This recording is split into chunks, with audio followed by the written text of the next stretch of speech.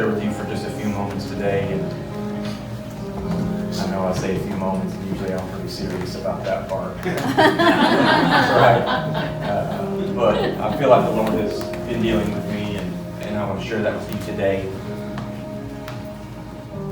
And I'm going to keep it surface level today. I feel like God kind of shifted my perspective a little bit this week, and sometimes we see things differently than how He means them. And I want to help you with that today. So if we could, Father, we love you, Jesus. Lord, we glorify you.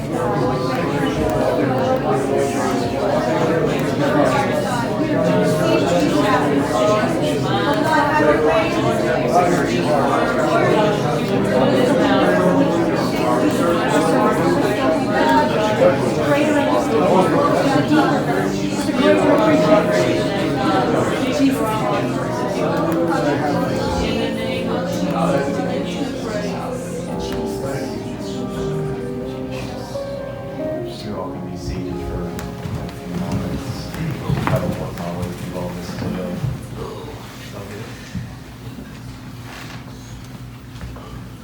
Again, I told you I feel like that's kind of my assignment today, is just to help kind of shift your perspective a little bit today.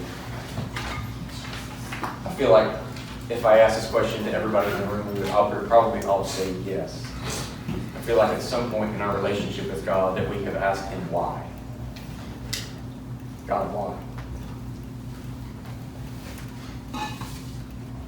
Why am I going through this right now? What's the purpose for my pain?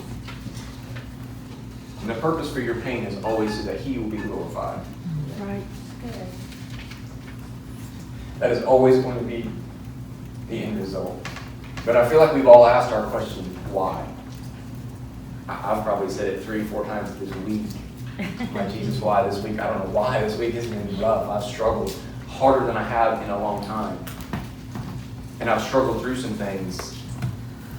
And the Lord helped me this week. And that's kind of what I want to lay out today. I think there's a lot of whys in our life that we create ourselves. If we can just be real for a minute. I think there's a lot of issues in life that we are our own worst enemy. And we do things that hurt us. And there's not anybody to blame but us. Right. You know, Gracie comes down the driveway the other day, and I was out at the dog pen. She comes walking down the driveway, and I turn around, and she's got no shirt on, no shoes, and a little skirt, you know. And she's walking down the gravel driveway. She's like, Dad, can you pick me up? My feet hurt. I'm like, I know your feet. You just walk past 5 pairs of shoes and walk all the way down the gravel driveway. Of course your feet are going to hurt, right? But we do that with God. We're like, oh, why is this happening? He's like, you just did that. Yeah. Right. Right? I had a truck one time and it leaked oil. And if I did not check the oil, one day it was going to run out and it would blow up. Right? So if it blew up, whose fault was that? That wasn't God's. That wasn't the devil. I wasn't going to check my oil. Right. That's my responsibility, right? Right. And we miss that sometimes. We blame everything on God. We blame everything on the devil. And sometimes they have absolutely nothing to do with it. Has anybody ever been late for work? Slept through your alarm? Get to work? Boss is mad at you, right? And you're like, Lord, why didn't you wake me up? And He's like, man, why did you hit the snooze button 3 times? That didn't have nothing to do with me. That was not my fault. Right? And we're like, Jesus, you could have woke me up. Well, He couldn't have woke me up because you could have been responsible. Right. Right? Right. That's how this thing works. But we always were blaming God for something. Right.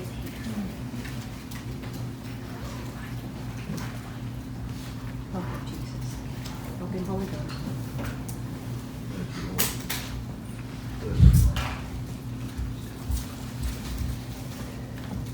But then there are moments in our life where Jesus walks through our garden and He prunes. Yep. Right? Little by little, He cuts away at some things in our life and it hurts. Mm-hmm. I sat back here last week while Brother Mike was preaching and the Lord gave me a vision. And I'm not talking about like I saw angels and bright lights and all that. It was real simple, and it was a little trailer of my life. And I was walking through the garden. It was my personal garden at my house, and this garden represented my life. And And I was walking through this garden, just like we do when I bring the tiller and I till up a new patch of ground. I always walk through and I pick up the big rocks. And I throw the big rocks out. We have a creek next door. And I throw them over there. I don't want to hit them again. I don't want them to cause me pain in my next season, right? When I till it up next time, I don't want that rock to be there. Right. So I'm walking through this garden, and I pick it up, and I'm always looking for like arrowheads or gold nuggets, I'm looking for that vein of gold through that rock. I'm always looking, right? So I walk down, and I pick this rock up, and I picked it up, and I turned it over, and it said bitterness. Bitterness? And he said, cast it out. And I cast it out. And I took another step, and there was another rock, and I picked it up with this hand, and I picked it up like that. And there was a memory from my past that had haunted me, but I never let it go. I just kind of stuck it in the back of my mind. He said, it's time. It's time to let go. I cast it out. There's seasons in our life that we go through that Jesus says, it's time. You've been carrying that for too long, and it's time to let it go, right? I don't want to work around the rock. I want to pick it up and remove it. Yes. I don't want to plant this row in your life and it get out of whack. Because then the next row is out of whack. And then the next row, and pretty soon the whole garden is messed up. Right? Come on. So that's what he does in our life. We're our own worst enemies sometimes, but there are times in our life where Jesus walks through and he cuts little by little, and it hurts. And it's not an easy process. Right. Sometimes it hurts. So there is pain in our life that we have to endure. Yes. The book of John says it like this, and I'm not going to go deep into this parable. I asked God, I said, God, can we dig this out? And he's like, man, just keep it surface level. He says, I am the true vine, and my Father is the vine dresser. Every branch in me that does not bear fruit, he takes away. And every branch that does bear fruit, he prunes, that it may bear more fruit. And when I read that, I was like, well, so what you're saying is I'm going to get cut when I do bad, and I'm going to get cut when I do good. That's what you're telling me, right? That's the way I read it. I was like, man, I can't win for... But it's necessary. He walks through our garden, and he trims from our life. Levi, one time, I was going to share the story earlier, but I'll share it now. He got burned when he was young. I was home alone. He was smaller than Gracie, and we had a big double-sided fireplace. So I went and I stoked the fire. And from the other side, he wanted to see what I was doing. So he walked up to the fireplace and he put one hand on the stone and he put one hand on the glass. I will never forget that scream in my whole life. That will forever be burned in my mind. And the bad part was he didn't take his hand off. I run around, I pick him up, and he's crying. I will never forget that experience. It was a whole process, and I beat myself up. We had to take him to the doctor. His hand swelled up. I'm talking about probably an inch. His whole hand swelled up. Do you know whose fault that would have been? That wasn't God's fault. God wasn't punishing me for my sins. Right. I didn't have to pay the price. He already paid the price. Right. Right? That was just an accident. Right. It wasn't my fault. His hand could have been crippled. That's what I prayed for. I said, God, I didn't say, God, why? I said, God, thank you. Because it could have been worse. His hand could have been crippled. He could have been a cripple his whole life. Because I made a mistake, right? Not God's fault. God had nothing to do with it. Right. God swept in my situation, right? And he does that sometimes. Absolutely. We mess up, He rushes. right? And I'm glad that we can call him Savior because he sweeps in and he saves us Yes. when we mess up. Right. I do that often. I'm like, Jesus, I know that I did this, but like I need you to help me out. And he's like, dude, I got you. I love you, child. I got you covered. I'll sweep in and I will be your Savior, right? Because that's what he does. Thank you, Lord.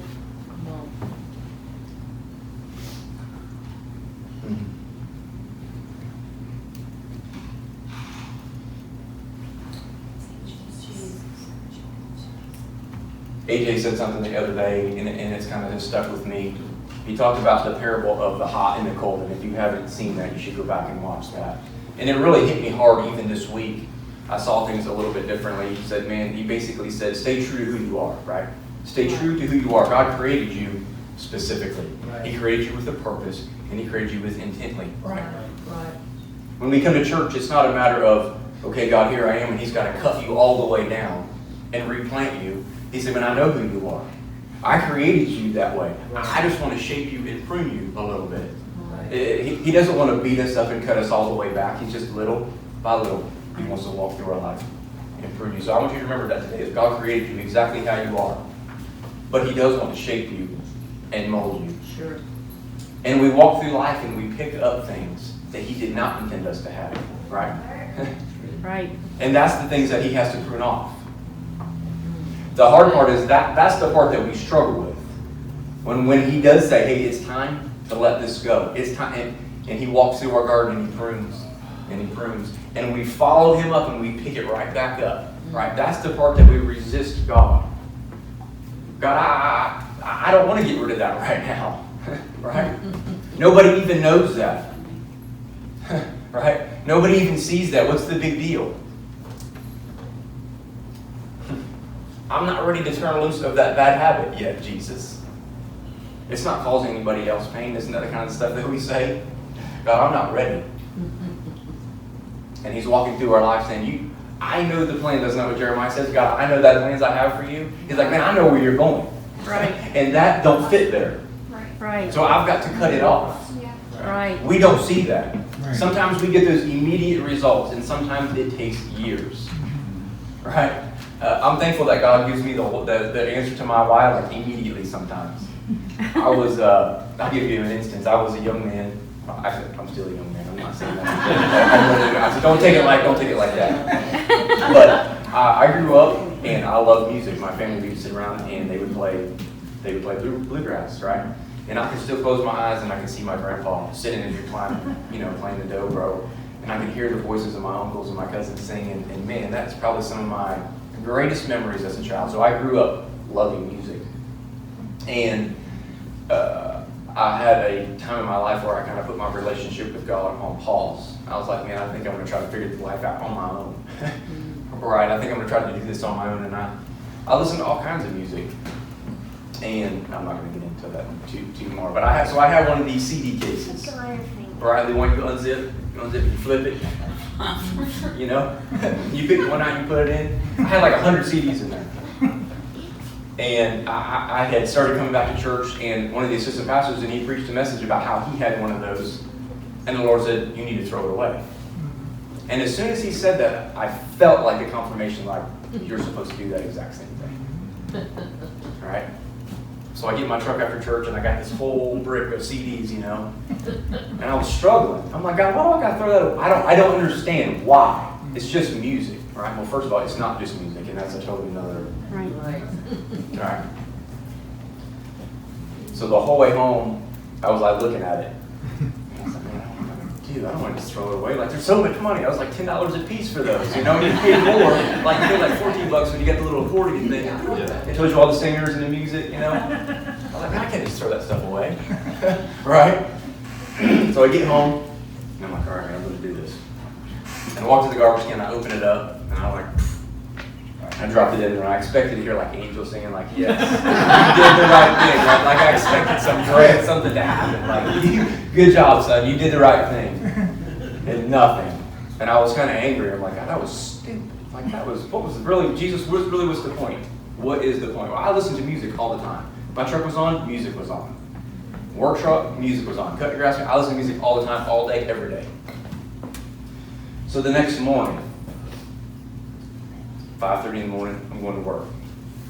Crank the truck up. I'm like, man, what am I going to do now? I got music. I got an hour drive to work. Nobody on the road. Nobody up. I can't call nobody, right? Boring. Like, this is, why did I have to throw that away, right? So I get my truck and I'm driving.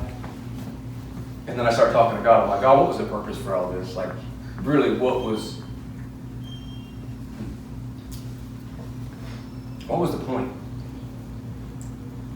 And he was immediately, when I felt his presence sweeping my truck. And then all of a sudden I start crying, tears are coming down my face, my windows in my truck are getting foggy. I literally had to pull over on the side of the road. I could not see out of my truck. And I was like, Jesus, thank you. Like, you just answered my why. That was the point. I was so distracted. Right. And he walked through my garden that day and he said, I need to cut that out of you. Where you're going, all of that mess, you can't take that with you. And my relationship with God grew stronger that day to where I used to look forward to my drive to work because it was now my alone time with him. Right. And he used to speak to me daily, right? So that's the point. That's the answer to the right now. Sometimes that happens that fast, right? And there's other times that things that happened when I was 18, he just answered this week. Then there's those times where you're like, God, why? And it happened 20 years ago. And he just gave me the answer, right? But I've been dealing with that pain for years and years and years and years.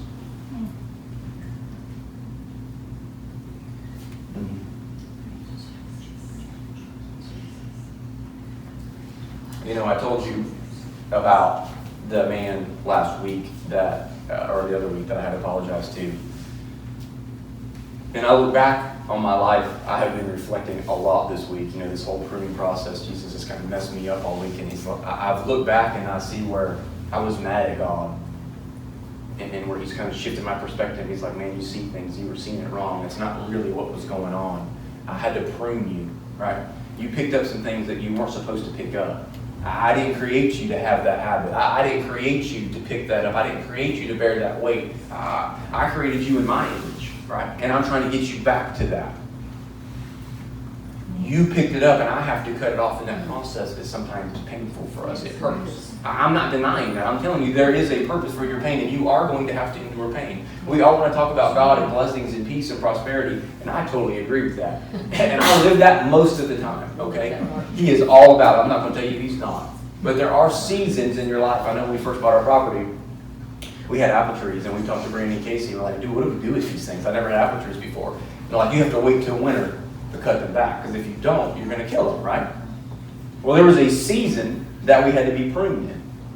And God does that same thing with us. There's a season that he's like, okay, listen, you're getting ready to go to the next level, but in order for you to get there, I've got to cut this out. In order for new growth to happen, the old has to be cut away, and that process hurts.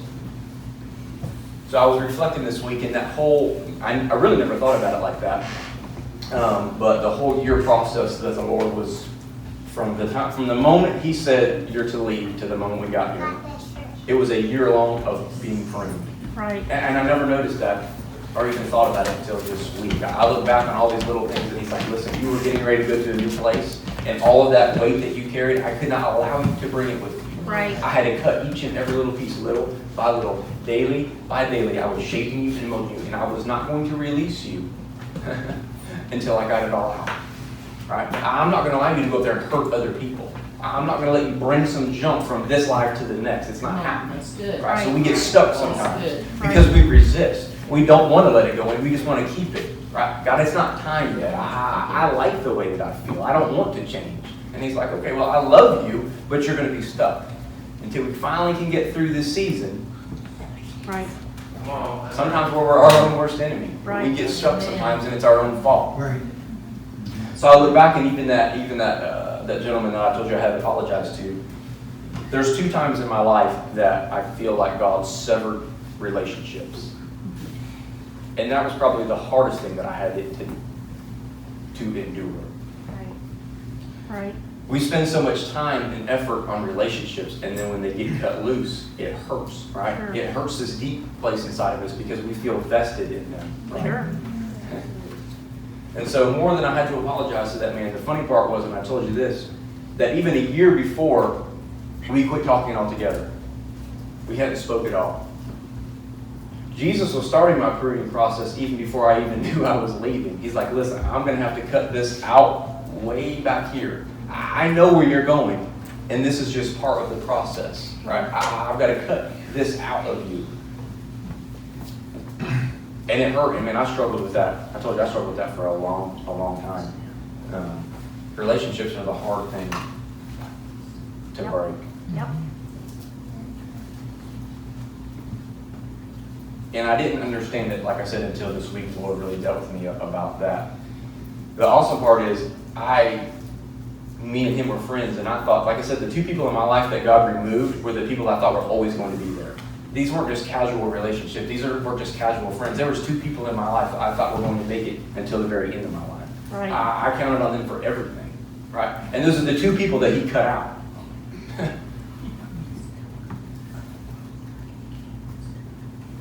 But what I'm telling you is sometimes it hurts, but sometimes it is a necessary part of your process.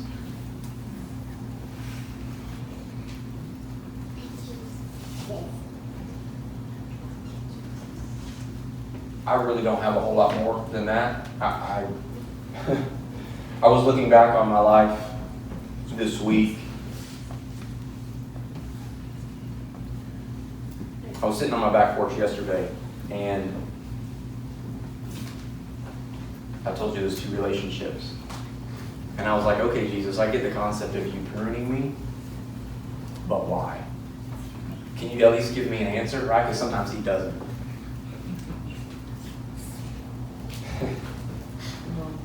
And he looked back and he said, he didn't look back, but I looked back and I said, okay, Jesus, what was the purpose for that? You severed those relationships, but why? And he said, I allowed you to be hurt. Because if you wouldn't have been hurt, you would have never let go. I would have never let go, right? I would have pulled them through every season of my life. I would have just dragged it along with me. And that's not what God intended to do, right? He's taking you to somewhere. He has a plan for your life. I still have no idea what it is. But I can look back now and some of the answers seem clear, right? And even this week, there's things in my life where Jesus is like, listen, man, I know it hurts and you don't understand it, but I have got to cut this out of you. I love you too much to let you grow wild, right? I'm not going to allow you to just take over. That's good. Right? I've got to prune you. Sure. Musicians, you can come and play. I've got it. Thank you, Jesus. I didn't feel like this was going to be long. And I felt like the Lord just wanted to help somebody today shift your perspective. You've been thinking about things wrong. We look at God sometimes and we say, God, why? Mm-hmm. Or we get angry. God, why are you doing this to me? What was the purpose of all this pain? What are you doing? And for somebody here today, I want to tell you this. And if you didn't hear anything that I said, I want you to listen to this.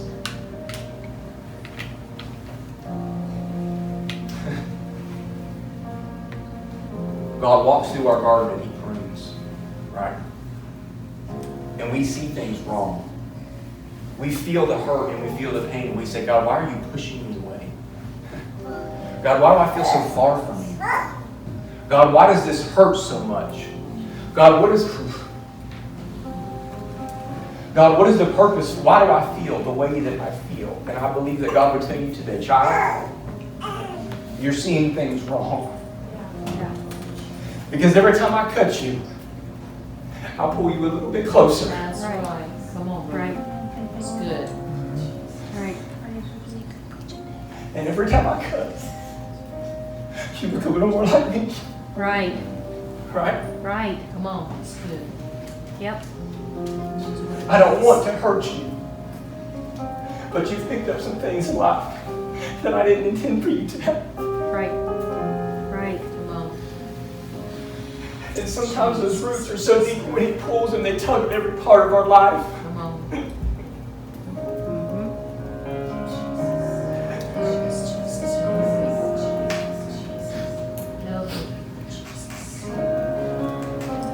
But I want to tell you today that God loves you so much. And he created you with a purpose. Yep.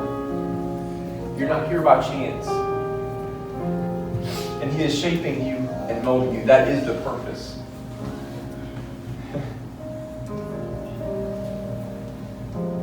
So I don't know where you're at today, but I feel like God wanted to shift your perspective, that you've been wondering why. You're not being punished. You're being pruned. There's a difference. Yes. Right. Amen. He loves you. Right. That is the reason for your why in your life sometimes. God has to cut some of the bad out. Yep. I don't know what you want to do today. If you want to just stand and pray, if you want to find a place to get alone with God. I know it took me all week. I struggled. I told you I struggled all week, and when God finally, there was healing that happened in my life, and the Lord told me that.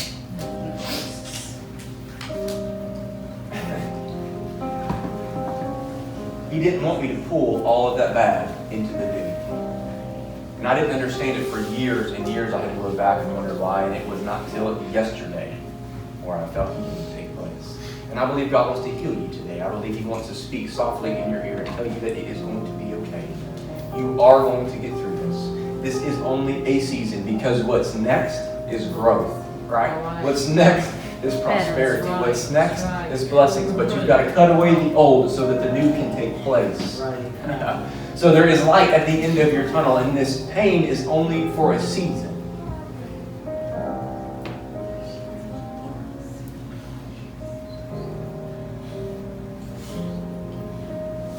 It's only for a season. Thank you, Jesus. That was it for me. These altars are open. If you want to be prayed for, if you want to be alone, I know I like to be alone. That was mine. I needed to kind of soak it all in and understand. So I get it if you don't. Nobody runs up here. You're not going to hurt my feelings. Thank you, Jesus. Because this is a process that we're in. It's not an immediate thing that happens. It's a process that we're in. And Jesus wants to minister to you today. He wants to take that weight off of you. He wants you to know how much He loves you. He has to cut the old away.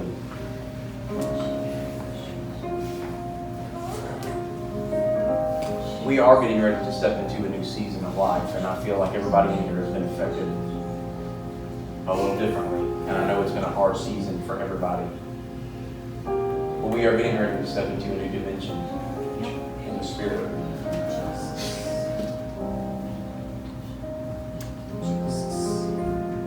Jesus has to prune us sometimes, and it hurts. But He loves us too much. He loves His creation too much to let it grow wild.